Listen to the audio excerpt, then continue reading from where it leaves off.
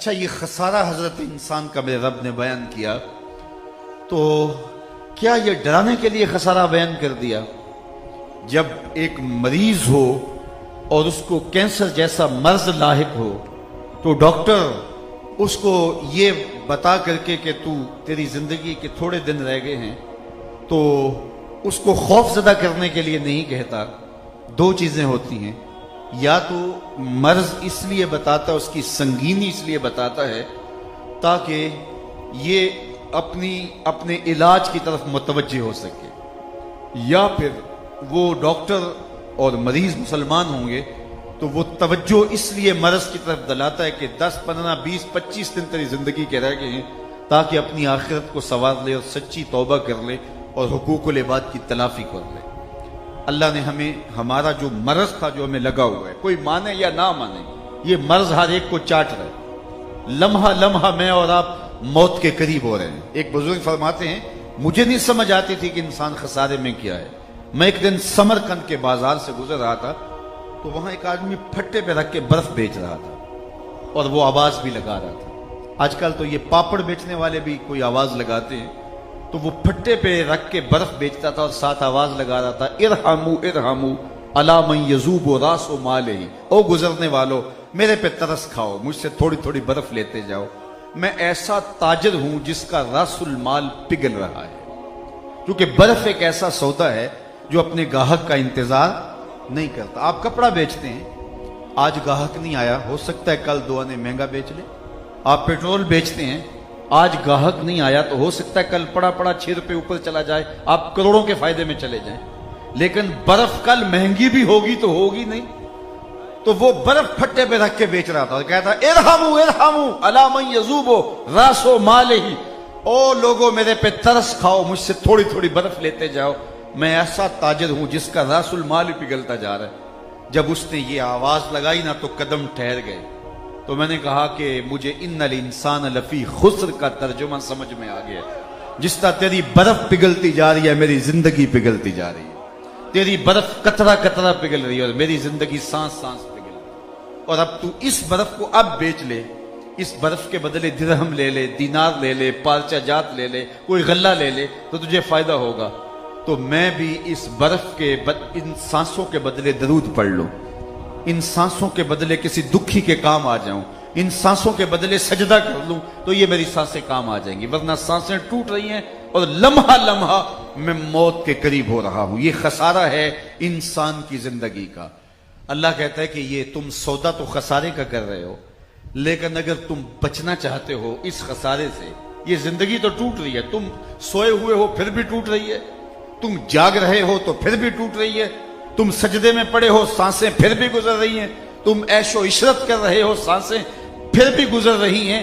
اب تمہاری مرضی ہے کہ سانسوں کے بدلے میں کیا خریدتے ہو، سجدہ خریدتے ہو، رکوع خریدتے ہو، قیام خریدتے ہو، عمل خیر خریدتے ہو، دکھی کی مدد خریدتے ہو، یا آوارگی خریدتے ہو۔ تم نے سودا کرنا اپنی سانسوں کا۔ یہ ایک بار ملی، اس کے بعد وہ سانس پلٹ کے دوبارہ نہیں آئے گی۔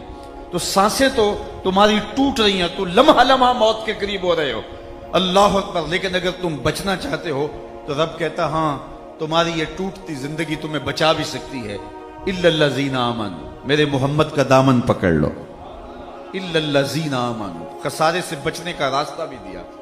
خسارے سے بچے گا وہ کہ جو حضور سے وابستہ ہو جائے گا، چونکہ الایمان ہی التصدیق بما جاء بہ النبی صلی اللہ علیہ وآلہ وسلم، حضور جو لے کر آئے ہیں اس کو ماننے کا نام ایمان ہے۔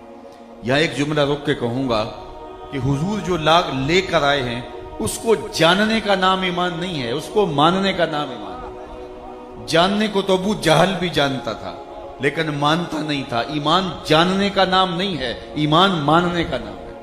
اللہ نے فرمایا الذین آتیناہم الکتاب یعرفونہ کما یعرفون ابناءہم، وہ جانتے تھے جس طرح بیٹوں کو جانا جاتا ہے لیکن مانتے نہیں تھے۔ ایک اور جملہ سن لیجئے، دوسرے لفظوں میں یوں کہہ لیں، حضور سے ذہنی تعلق کا نام ایمان نہیں، قلبی تعلق کا نام ایمان ہے۔ تو جاننے کو تو کئی جانتے تھے لیکن بات جاننے کی نہیں ہے، بات ماننے کی ہے۔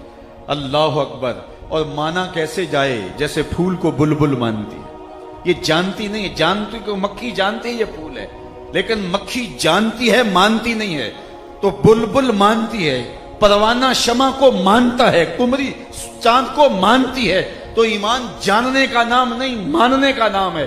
اور جب کسی کو مان لیا جائے پھر تن من لٹ جائے پھر مان لیا جاتا ہے.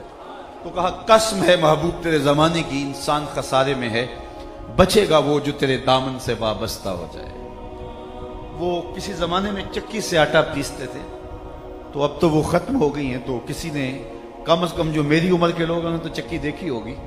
2 پتھر ہوتے ہیں، نیچے والا ساکن اور جامد اور اوپر والا متحرک، درمیان میں کلی ہوتی ہے اور اس کے آس پاس خالی جگہ ہوتی ہے جہاں دانہ ڈالتے ہیں. ہم اپنی زبان میں اس کو گالا کہتے ہیں. اور پھر چکی کو گھماتے ہیں تو جو دانے اس کلی کے ساتھ جڑ کے لگے رہتے ہیں وہ بچ جاتے ہیں، اور جو کلی سے دور ہٹتے ہیں وہ پس جاتے ہیں. اللہ فرماتا ہے محبوب قسم تیرے زمانے کی، انسان خسارے میں ہے، بچے گا وہ جو تیرے دامن سے جڑ کے رہے. دنیا پہ کتنے شہنشاہ آئے لیکن آج ان کا نشان بھی باقی نہیں. آل ساسان نے 3150 سال ایران پہ حکومت کی ہے. یہاں تو 5 سال کے لیے اسمبلیاں منتخب ہوتی ہیں اور 2 سال کے بعد حکومت ڈولنے لگتی ہے. 3150 سال ایک خاندان نے حکومت کی ہے، یکے بعد دیگرے 150 حکمران تخت نشین ہوئے. لیکن آج دنیا آل ساسان کا نام بھی نہیں جانتی. کہاں گئے خاقان، کہاں گئے تغلق، کہاں گئے ایبک، کہاں گئے فرعین مصر، کہاں گئے کیسر، کہاں گئے کسرا. آج قبروں کے نشان بھی موجود نہیں ہیں. اچھا میں آپ سے پوچھوں کہ جس زمانے میں میرے حضور آئے اس زمانے کے خاقان کا نام کیا تھا؟ تو علماء بھی معذرت کریں گے کہ ہم فارغ تو نہیں ہیں، ہم نے ضروری علوم پڑھنے، ہم یہ یاد کرتے پھریں کہ اس کا نام کیا ہے. اچھا میں پوچھوں کہ اس زمانے کے جو ہے وہ کیسر کا نام کیا تھا؟ تو آپ کہیں گے جناب ہماری معذرت، ہمیں نہیں یاد. اور میں اگر پوچھوں چلو اس زمانے کے کسرا کا نام کیا تھا؟ اس وقت کی سپر طاقت تھی نا، اس دور کا ٹرمپ تھا. لیکن آپ کہیں گے جناب، چند لوگ کہیں گے ہاں اس کا نام یہ تھا، باقی کہیں گے جناب ہماری معذرت. اور میں اس مجلس میں سب سے کم عمر بچے سے پوچھوں کہ میرے حضور کے مؤذن کا نام کیا تھا، تو وہ سر اٹھا کے بلال حبشی کا نام لے گا کہ نہیں لے گا؟ یار اس دور کے کیسر کا نام تو کسی کو یاد نہیں ہے، اس دور کے کسرا کا نام تو کسی کو یاد نہیں ہے، اس دور کے خاقان کا نام تو کسی کو یاد نہیں ہے. لیکن بلال حبشی جو رنگ کا کالا، ہونٹ موٹے، ذات کا حبشی، لیکن حضور سے جڑا، اللہ اکبر. اقبال یہ کس کے عشق کا فیض عام ہے، رومی فنا ہوا حبشی کو دوام ہے.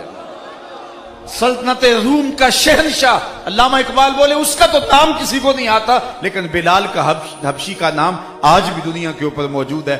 کہا محبوب قسم تیرے زمانے کی، انسان خسارے میں ہے.